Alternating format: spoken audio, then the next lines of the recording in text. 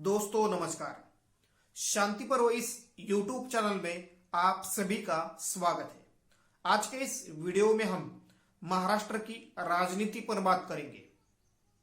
सी voter का सर्वे, महाविकास आघाड़ी को बढ़त, बीजेपी की मुश्किलें बढ़ी, इस विषय पर विश्लेषण करेंगे। वीडियो को लाइक, शेयर और चैनल को सब्सक्राइब करना मत भूलिए।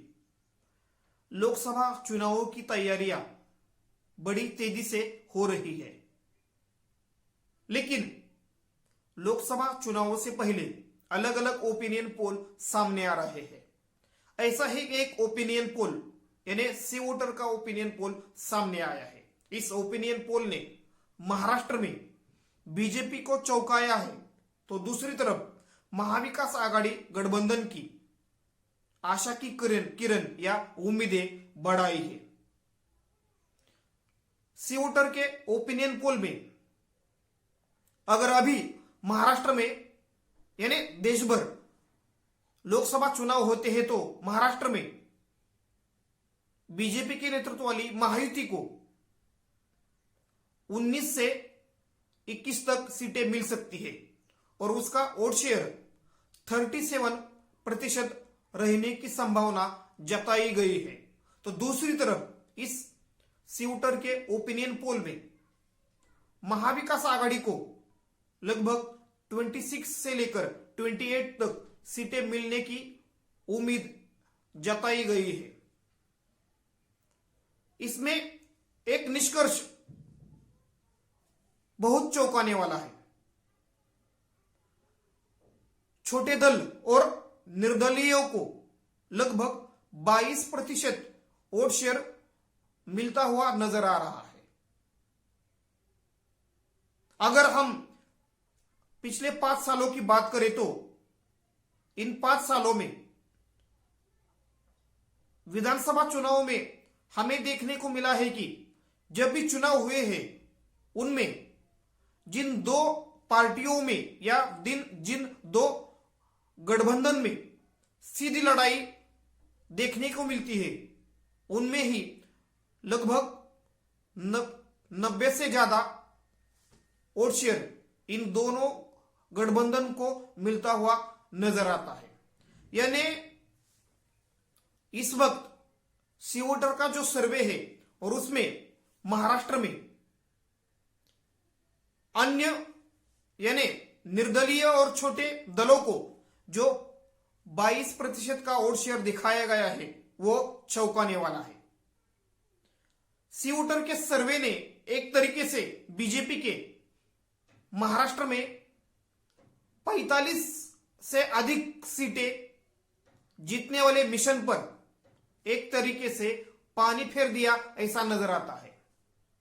यानी बीजेपी ने लोकसभा चुनावों की तैयारियों में तेजी जरूर लाई है, जमीन पर काम करना जरूर शुरू कर दिया है, लेकिन क्या बीजेपी जमीन पर अपने पक्ष में माहौल बनाने में महाराष्ट्र में कामयाब हो रही है?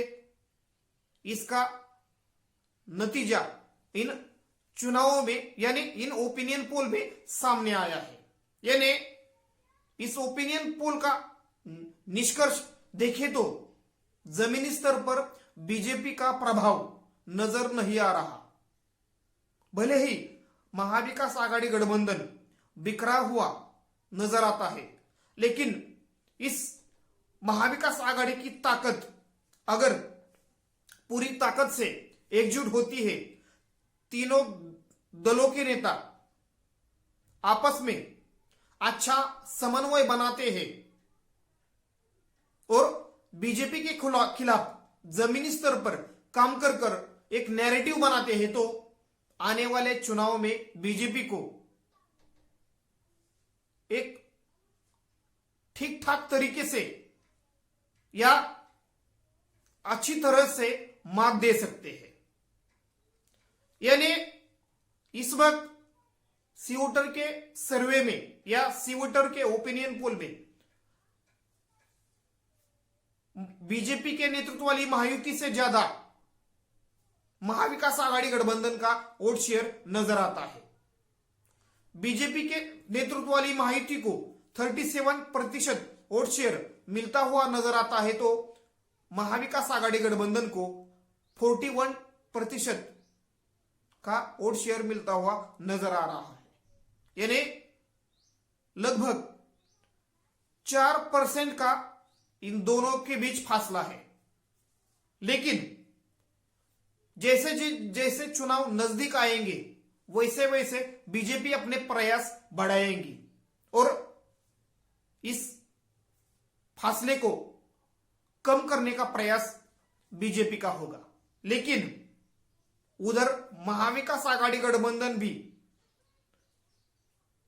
लोकसभा चुनावों की तैयारी में जुटा है। भले ही महाविकास आघाड़ी की चुनावी तैयारियों में इतनी तेजी नहीं दिख रही, लेकिन महाविकास आघाड़ी गठबंधन के तीनों दल अपने अपने एरिया में या इन तीनों दलों का जिन जिन एरिया में प्रभाव है या लोकसभा चुनाव में जहां वो सीटें लड़ सकते हैं वहां पर ये तीनों दल काम कर रहे हैं।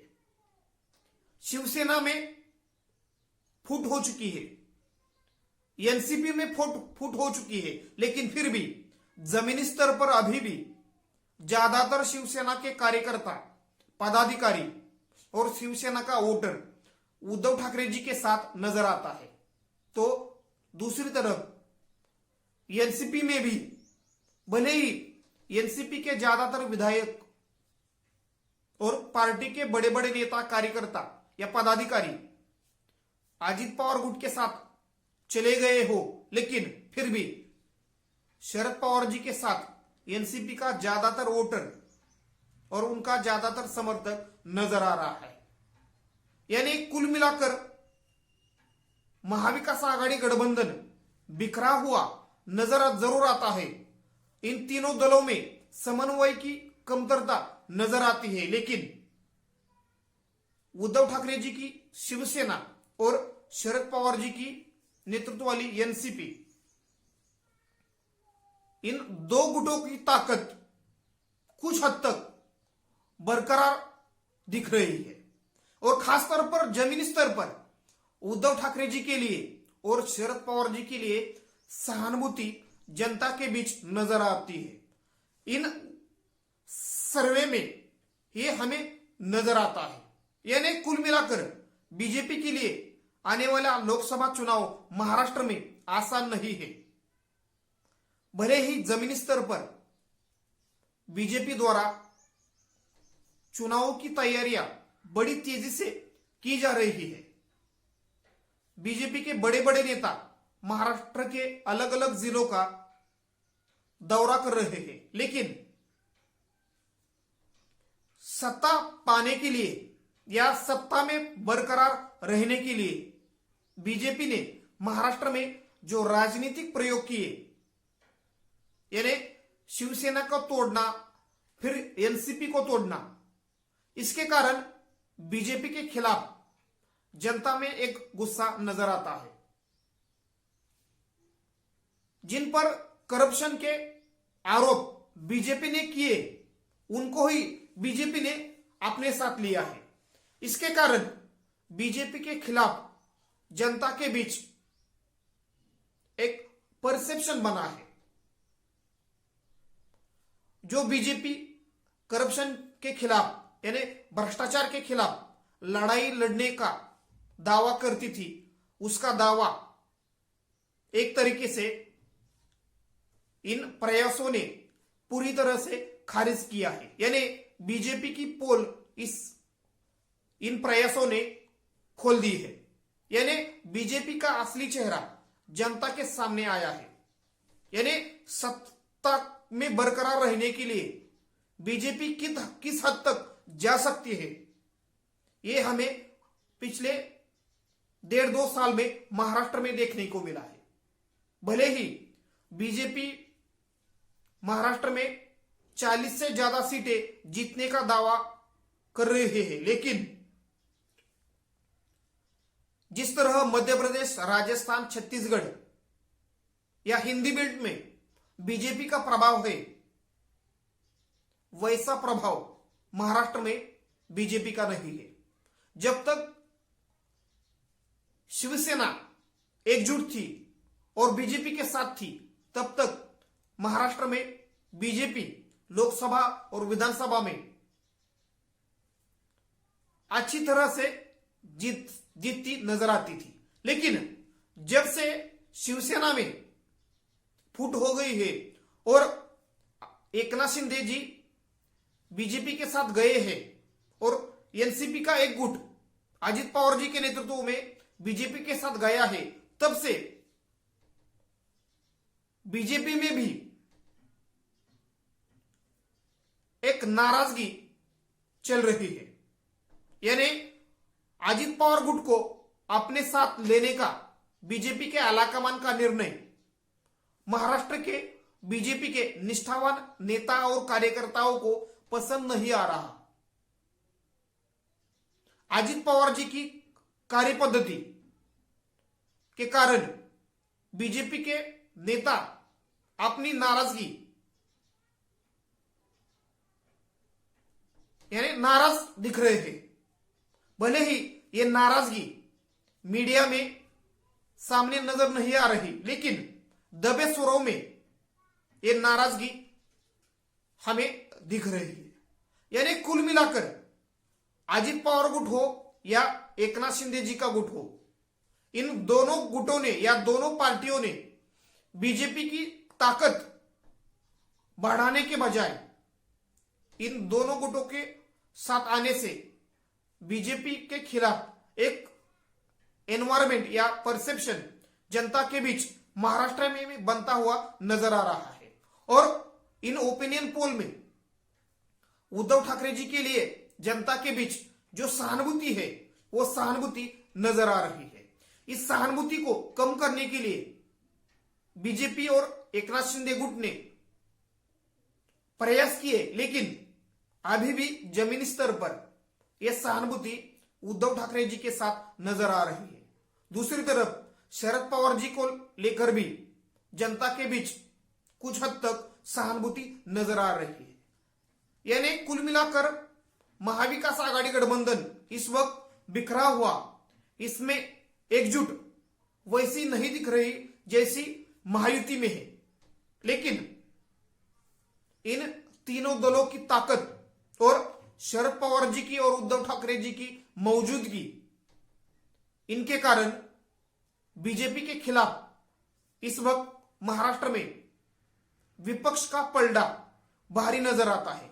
अगर इस पलड़े में यानी महाविकास आघाड़ी के साथ अगर वंचित बहुजन आघाड़ी की ताकत जुड़ती है, तो आने वाले चुनाव में महाराष्ट्र में एक तरफा नतीजे आ सकते हैं। ऐसा भी राजनीतिक जानकार या राजनीतिक विश्लेषक अपना विश्लेषण इस तरह कर रहे हैं। यानी कुल मिलाकर सी वोटर का सर्वे एक संकेत है कि महाराष्ट्र में आने वाले चुनाव में बीजेपी को 40 से ज्यादा सीटें जीतने के लिए जमीनी स्तर पर संघर्ष करना पड़ेगा और अपनी इमेज को और उनको लेकर यानी बीजेपी को लेकर जो परसेप्शन जनता के बीच महाराष्ट्र में बना है, उसे तोड़ने के लिए बड़े प्रयास करने पड़ेंगे। अन्यथा एकनाथ शिंदे जी और अजित पवार जी का साथ होकर भी महाराष्ट्र में बीजेपी ज्यादा सीटें नहीं पा सकती। यानी महाविकास आघाड़ी गठबंधन बीजेपी को आने वाले चुनाव में कड़ी टक्कर दे सकता है। सी वोटर का सर्वे ने यानी सी वोटर के सर्वे ने महाविकास आघाड़ी को एक आशा दी है, यानी उनमें एक नई उम्मीद जगाई है, तो बीजेपी की चिंताएं बढ़ाई है। धन्यवाद। वीडियो को लाइक, शेयर और चैनल को सब्सक्राइब करना मत भूलिए।